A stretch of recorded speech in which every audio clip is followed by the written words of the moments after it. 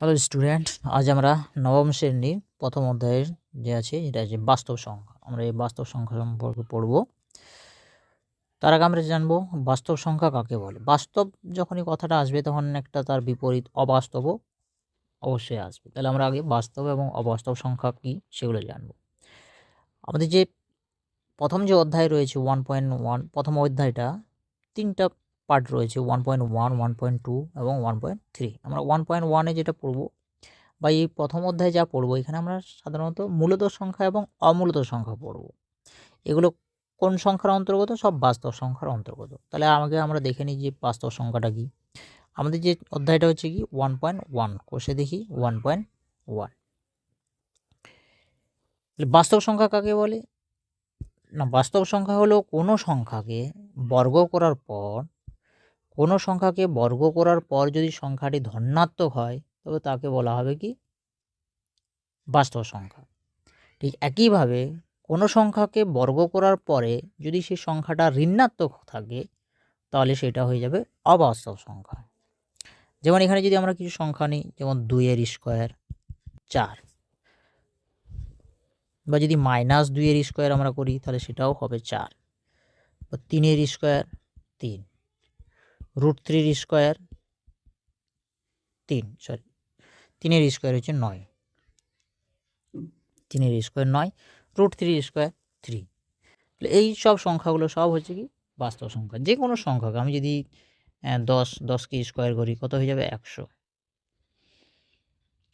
তাহলে কোনো সংখ্যাকে বর্গ করার পরে যদি সেটা ধনাত্মক সংখ্যা আসে, যেমন এগুলো কি আছে পজিটিভ আসছে, এখানে কোনো চিহ্ন নাই মানে প্লাস চিহ্ন আছে, তাহলে এগুলো সব পজিটিভই আসছে, তাহলে এগুলো সব হয়ে যাবে বাস্তব সংখ্যা। ঠিক আছে, যেমন -3 যদি আমরা স্কোয়ার করি তাহলে কত হবে 9। তাহলে এই -3টাও বাস্তব, -2 এখানে লিখেছিলাম, প্রথমে কি লিখেছিলাম 2, তো 2 হয়ে গেল বাস্তব সংখ্যা। তারপর 3 নিয়েছিলাম, 3ও বাস্তব সংখ্যা। √3 যেটা নিয়েছি √3ও বাস্তব সংখ্যা। -2 -3, তাই তো। আমরা আবার 10, এগুলো সব বাস্তব সংখ্যা। এগুলো কি সংখ্যা? সব বাস্তব সংখ্যা। ঠিক একইভাবে অবাস্তব সংখ্যা কোনগুলো?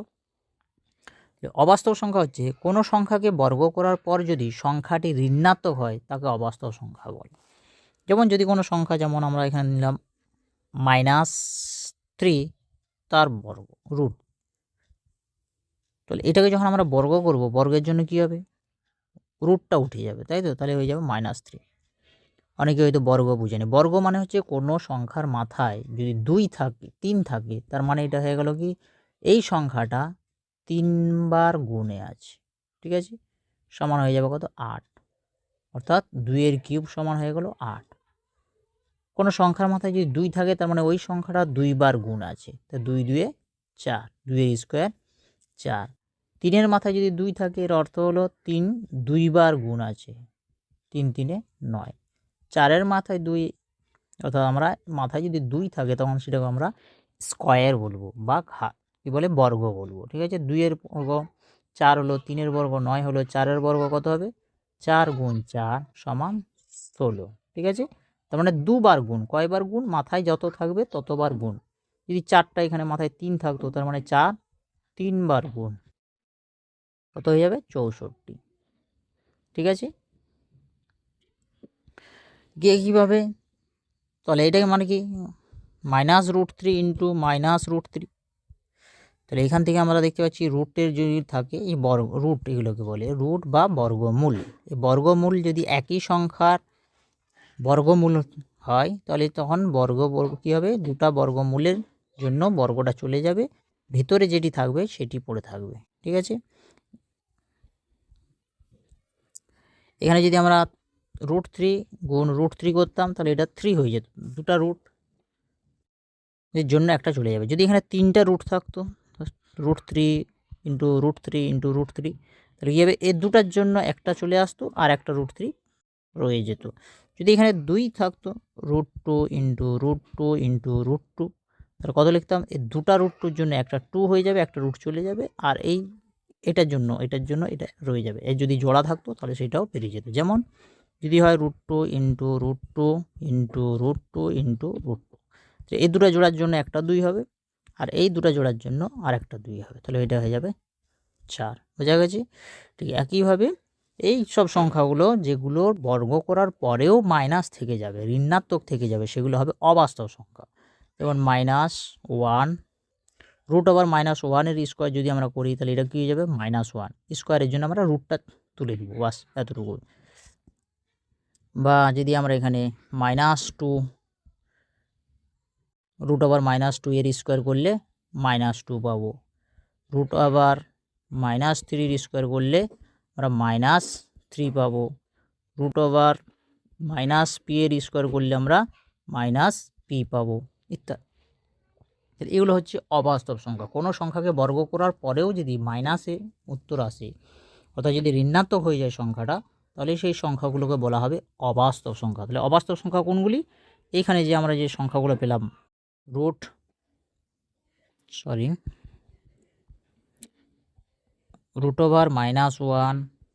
√-2 √-3 ইত্যাদি, এগুলো হয়ে যাচ্ছে কি অবাস্তব সংখ্যা। এগুলো হলো অবাস্তব সংখ্যা।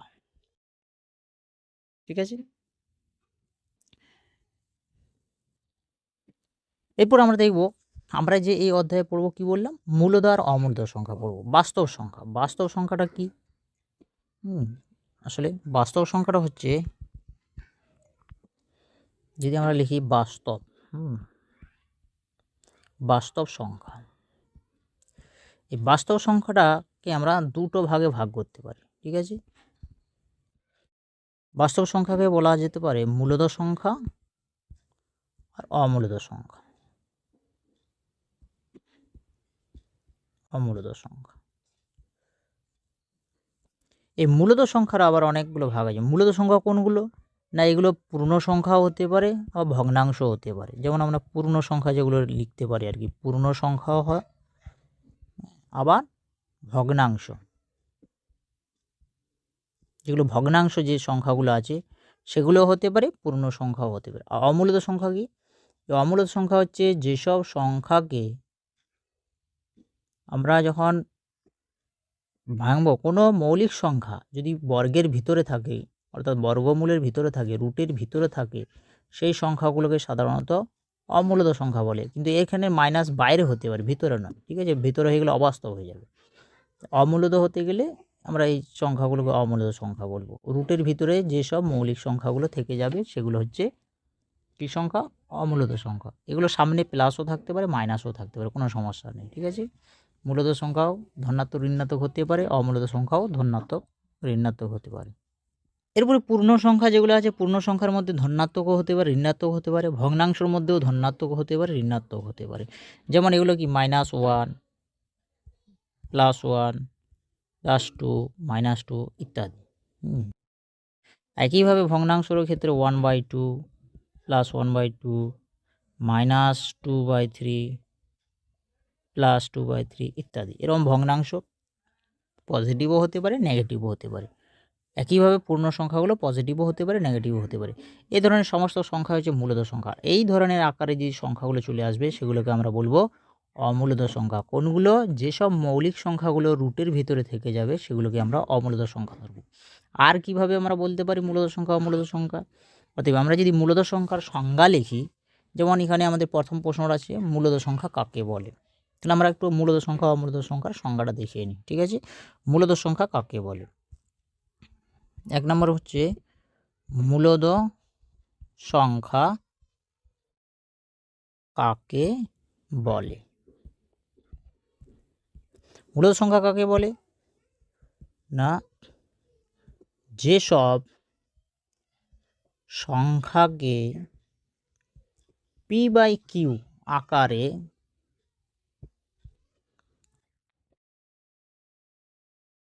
প্রকাশ করা যায়, যেখানে, এটা আমরা ব্র্যাকেটের ভিতরে একটা লিখে দিতে পারি একটা কথা, যেখানে p ও q পূর্ণ সংখ্যা, মানে গোটা গোটা সংখ্যা আর কি, পূর্ণ সংখ্যা, ভগ্নাংশ নয়, p/q পূর্ণ সংখ্যা এবং q ≠ 0, তাকে মূলদ সংখ্যা বলে।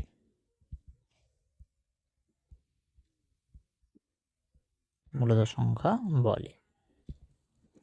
যেসব সংখ্যাকে আমরা পি বাই কিউ আকারে লিখতে পারবো সেগুলোই হবে মূলদ সংখ্যা। পি কিউ এরা হচ্ছে পূর্ণ সংখ্যা, গোটা গোটা সংখ্যা, আর কিউটা জিরো হওয়া চলবে, নিচে জিরো হলে সেটা অসংজ্ঞাত হয়ে যায়। ঠিক আছে, যেমন আমরা এখানে লিখলাম 3/5, তাহলে এখানে পি এর জায়গায় কত লিখেছি 3, পি এর জায়গায় আমরা লিখেছি 3, আর কিউ এর জায়গায় লিখেছি 5। কিন্তু এখানে এরকম হওয়া চলবে না, 3/0 এটি কিন্তু নয়, এটি অসংজ্ঞাত। এটি কি বলা হয়? এটি সমান হয়ে যাবে অসংজ্ঞাত। অসংজ্ঞাত অর্থাৎ নির্ণয় করা যাবে না। কোনো সংখ্যার নিচে যদি শূন্য হয়ে যায় সেটা অসংজ্ঞাত হয়ে যায়, সেটা আনডিফাইন্ড হয়, সেটাকে বর্ণনা করা যাবে না সেই সংখ্যাটাকে, অর্থাৎ এই মান নির্ণয় করা সম্ভব নয়। ঠিক আছে, তাহলে এইভাবে আমরা যে কোনো সংখ্যাকে আমরা মূলদ সংখ্যা বলতে পারি। তাহলে এখানে মূলদ সংখ্যা যদি কতগুলো মূলদ সংখ্যা লিখতে পারে, যেমন আমরা যদি মূলদ সংখ্যার উদাহরণ লিখি, তাহলে আমরা লিখতে পারবো 1 একটা মূলদ সংখ্যা, স্যার 1। পি বাই কিউ আকার কী করে হচ্ছে 2, 3, এগুলোও মূলদ সংখ্যা। এগুলো পি বাই কী করে হচ্ছে না, এর নিচে তো 1 আছে, এর নিচে তো আমরা 1 এগুলো ধরে নিতে পারি যে এর নিচে 1 আছে, তাহলে পি বাই কিউ হয়ে গেল না, এটা পি এটা কিউ। ঠিক আছে, তাহলে এই সংখ্যাগুলো সব কি, এগুলো মূলদ সংখ্যা। বা 1/2, 3/2, হ্যাঁ, -1/2, -3/2, -1, -2, এগুলো সব হচ্ছে কি, এগুলো মূলদ সংখ্যা। এগুলো সব মূলদ সংখ্যা। ভগ্নাংশ হতে পারে, দশমিক সংখ্যাও হতে পারে, ইত্যাদি। ঠিক আছে, অমূলদ সংখ্যা কাকে বলে? যদি এর উপরে প্রশ্ন করে অমূলদ সংখ্যা কাকে বলে, অমূলদ সংখ্যা কাকে বলে?